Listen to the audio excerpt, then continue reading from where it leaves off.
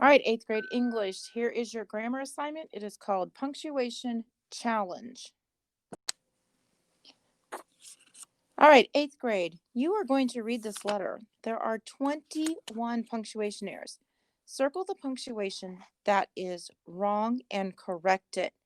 Add any missing punctuation.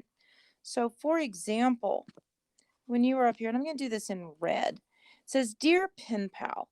Well, after you do a greeting in a letter, you always follow with, when it's a casual greeting, a comma after the greeting. So I put a comma and then I circled it. It says, I love to go to the circus. On May 6th, now in a date, you always put a comma after the day. May 6th, 1999, the circus came to my hometown of Jackson, and you always put a comma between city and state, Wyoming. A parade marched through our streets, and soon the big top could be seen. And you're going to put a comma after the word streets. Then it goes, Kenny, comma, my brother. That is what's called in a positive phrase, and we always set it off with commas. Now, my brother and I went to watch the performers prepare for opening night. We saw clowns, acrobats, and even the ringmaster.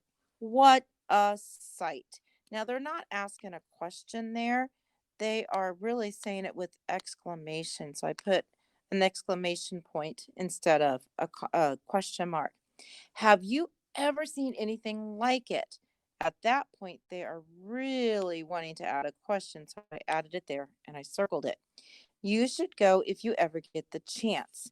So I've done the first paragraph for you. You are going to finish off the other 3 paragraphs and then the salutation or the closing of the letters. Now, the directions say there are 21 mistakes. When I did this myself, I only found 20 mistakes.